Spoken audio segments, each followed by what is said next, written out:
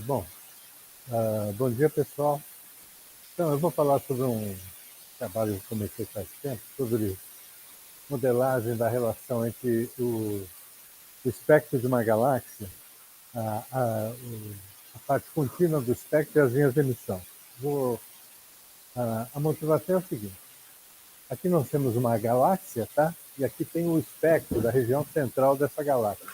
O que é o espectro? É a energia emitida em cada comprimento de onda pelos constituintes dessa galáxia, em particular estrelas, o gás aquecido, coisas assim.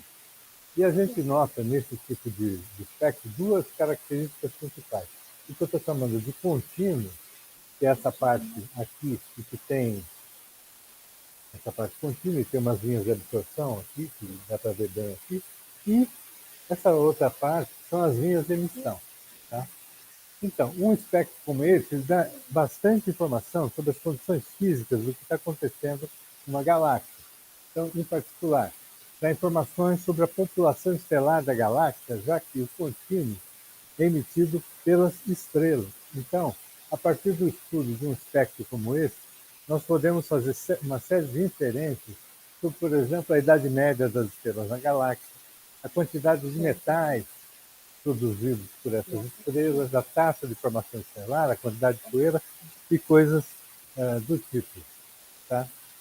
Bom, agora, o contínuo, como eu mencionei, é produzido pelas estrelas. Já as linhas de emissão têm uma origem completamente diferente. É emitida, seja, por exemplo, por regiões de formação estelar, é produzida pelo gás aquecido pelas estrelas. Tá? Então, aqui nessa galáxia, por exemplo, a gente está vendo essas regiões mais azuis. Essas regiões mais azuis são regiões de formação estelar. As estrelas se formam, emitem radiação ionizante, essa radiação ionizante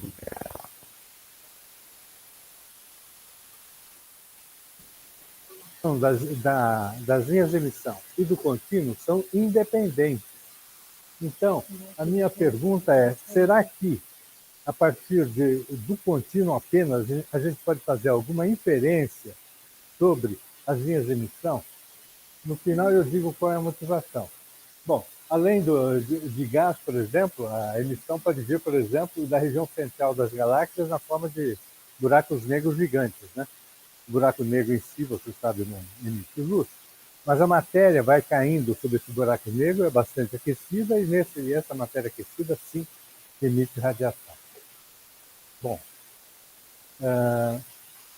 nós temos muitos modelos para modelar o contínuo das galáxias. Né? Porém, nós não temos modelos tão bons para modelar as linhas de emissão. Então, os colegas aqui que estão envolvidos com isso em astrofísica sabem que para modelar as linhas de emissão, a gente precisa de como a taxa de formação estelar, a história de formação estelar da galáxia, e utilizar códigos, como um código Cloud, que é um código bastante conhecido na área, mas que a relação entre digamos assim, as propriedades das linhas que a gente obtém usando esses códigos e as propriedades observadas, nem sempre são 100%. Tá? Então, a minha proposta é adotar um approach baseado em dados. Tá? Então, o que nós fizemos? Qual que é o espírito da coisa? Eu quero ver se é possível estabelecer uma relação entre contínuo e linhas de emissão. Isso, de certo modo, é esperado intuitivamente. Em que sentido? Nós sabemos que galáxias que têm muita formação estelar têm um espectro que a gente diz que é muito azul, no sentido de que a emissão na região azul do espectro é mais importante que na região vermelha. E nós sabemos também que se uma galáxia tem muita formação estelar, ela deve também ter muitas linhas de emissão. Por outro lado, galáxias passivas, aquelas que não estão mais formando estrelas, tendem a ser galáxias vermelhas, né, com um espectro contínuo e que, se apresentam linhas muito fracas. Tá? É essa a nossa expectativa a priori, em função do que nós observamos. Então, o meu objetivo é o seguinte: será que, dado o modelo de um espectro contínuo, eu posso estimar, por exemplo, as propriedades de uma linha de emissão, em particular a sua largura equivalente? E largura equivalente é o nome, digamos assim, para energia emitida por uma linha normalizada, de certo modo. Tá? Então, eu vou usar para isso o Deep Learning, mas essencialmente o que o Deep Learning vai fazer é implementar um mapeamento entre o contínuo e a linha de emissão. Esse tipo de mapeamento, vocês sabem, chama-se função, né? Então, o Deep Learning não passa, no caso, de uma função complicada, mas que é suficientemente poderosa, digamos assim, para ser capaz de recuperar esse tipo de relação. Tá? Então, os dados que eu estou utilizando são provenientes de um trabalho do Ariel Verde, de 2019, tanto da sua tese quanto nos artigos que ele publicou. Ele modelou mais de 100 mil espectros do Sloan Digital Sky Survey, tá? Utilizando o código Starlight. O que esse código faz? Ele remove as linhas de emissão e ajusta simplesmente o contínuo. Tá? Então, eu usei os contínuos medidos pelo os modelos de contínuos obtidos pelo Ariel e, ao mesmo tempo, subtraindo o espectro observado do modelo de contínuo, a gente obtém as linhas de emissão. Tá? Então, eu tenho tanto informação das linhas de emissão quanto do contínuo. Tá? Bom, como que esses dados aparecem? O contínuo, eu vou estudar entre 3.500 e 8.000 ângulos, amostrado em cada ângulo. Então, o meu contínuo tem 4.501 pontos. Tá? E a largura equivalente, vou considerar uma linha de cada vez, é uma variável. Tá? Eu vou considerar 4 linhas, que vocês já vão entender por que essas linhas. As linhas proibidas, do oxigênio 3, 5007, do nitrogênio 2, linha 584, e 2 linhas da série Baum, H-alfa e H-beta. Tá? Essas linhas aparecem no que a gente chama de diagrama de diagnóstico BPT. Vou falar mais adiante. Ok. Então, como eu mencionei, o objetivo é obter um mapeamento do contínuo para a largura equivalente, uma linha de cada vez. Tá? Bom, então, a dimensão do contínuo é 4.501, a dimensão do y, digamos, se eu pego uma linha de cada vez é 1. Então, eu tenho um problema de regressão aqui, em que eu tenho 4.501 inputs e eu quero um output. Tá? Então, para abordar isso e não ter que trabalhar com 4.501 entradas uma vez só, eu adotei um procedimento em 2 etapas. Inicialmente, eu faço uma análise de componentes principais, que é uma técnica muito útil de compressão de dados, né? Todos vocês usam PCA o tempo todo, sem saber, no celular de vocês, que é uma das técnicas que é implementada já em hardware para fazer compressão de dados. Então, eu vou transformar esses 4.501 entradas que descrevem o contínuo em 20 componentes principais. Tá? E daí, num segundo passo, eu vou alimentar um algoritmo de Deep Learning com essas 20 componentes principais para, então, estimar a largura equivalente de uma linha, que é definida por essa expressão aqui, mas que, no fundo, é uma medida normalizada da energia emitida pela linha. Ok. Bom, o problema é o seguinte, eu não sei, alguns de vocês eu sei que já trabalharam com PCA, outros talvez não. Mas, em geral, para fazer o PCA, a gente tem que inverter uma matriz. Tá? No caso, essa é uma matriz, com os dados que eu tenho, de 137.819 linhas por 4.501 motoristas. Isso eu garanto para vocês, não cabe no meu laptop. Não dá para inverter usando técnicas de SVD, Singular Value Decomposition, convencionais. Porém, é possível fazer isso de forma iterativa, uma técnica chamada Incremental PCA, em que você vai fazendo PCA linha por linha. Tá? Então, e é relativamente rápido, não é uma coisa assim do outro mundo, não. É uma técnica, então, que eu recomendo aí para as pessoas que têm interesse em PCA e que funciona muito bem. Bom, aqui é só um exemplo, né? Você sabe o que é o PCA? Eu tenho um espaço de dados, né? No espaço de dados, é como se fosse um espaço, no caso, de dimensão 4.501, um espaço de mais de 4.000 dimensões, onde cada ponto nesse espaço é um espectro. Tá? E o que o PCA faz é encontrar um sistema ortogonal de coordenadas em que, digamos, a primeira componente aponta para a direção nesse espaço de dados de maior variância, a segunda componente vai no subespaço perpendicular à primeira componente, enquanto a direção de máxima variância, e assim por diante.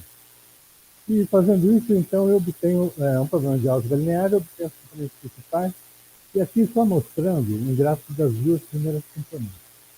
Bom, aqui, só para vocês entenderem o poder que tem o PCA, eu estou usando 4 componentes apenas, 1, 2, 3 e 4. Eu estou mostrando como que dá para recuperar um espectro, só com 4 componentes. Só a primeira, aqui está sobreposto em vermelho o modelo observado do contínuo, em azul o modelo, a reconstrução por PCA. Uma só componente, eu já quase que reproduzo o espectro. Tá? Com 4, vocês veem bem aqui a diferença entre o espectro observado e o que eu obtenho. E eu estou utilizando, então, 20 componentes. Então, aqui está a segunda parte do trabalho. Para fazer esse mapeamento, eu peguei um algoritmo de deep learning que envolve uma rede de neurônios artificiais totalmente conectada e botei aí uma rede bastante complexa para garantir que a rede tinha boa capacidade de generalização e incluí uns dropouts no meio para camadas de dropouts que aleatoriamente apagam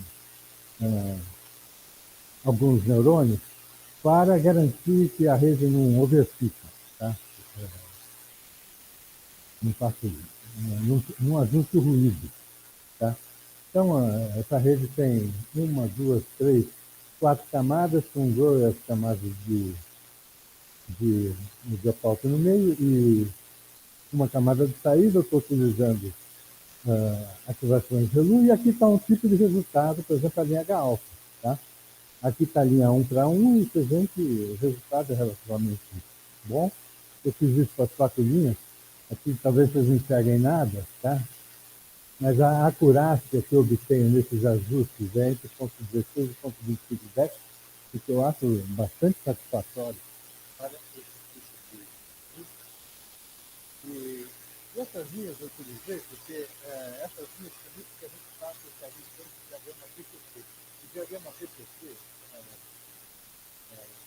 Baldwin Fischer Intelligence, ele pede para a gente saber se uma galáxia tem formação solar fina ou se tem também atividade nuclear. Então, se a gente tem 2 asas aqui, parece uma gaivota, o gráfico da gaivota. Essa asa aqui corresponde à formação estelar, essa outra asa à atividade nuclear, por exemplo, o galáxia estelar. E vocês veem que o algoritmo, aqui é o BPT observado, aqui é o BPT construído a partir de um modelo diferente que eu calculei. Então, vocês veem que a gente consegue reproduzir o BPT sem carência, que é a tábua do que eu estou falando.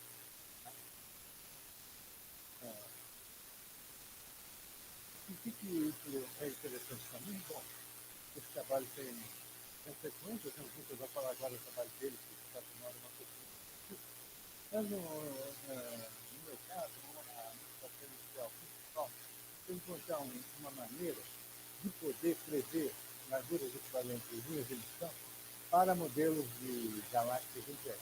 Tá?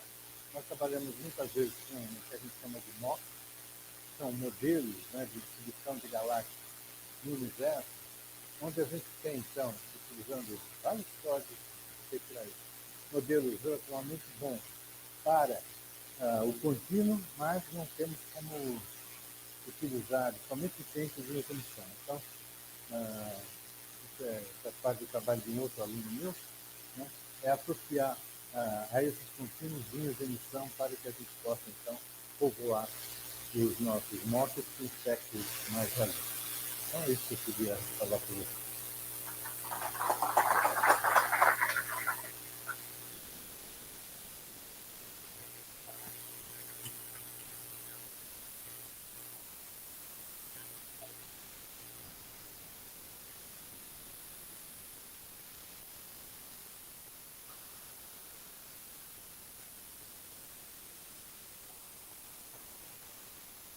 Isso depende da amostra, né? No caso específico dessa amostra, foi isso que eu disse, porque essa amostra tinha, na verdade, lines, muitas coisas. Não é uma coisa comum, então, não, essa, em geral, a amostra das galáxias está. Ah, tá. Tá. Obrigada.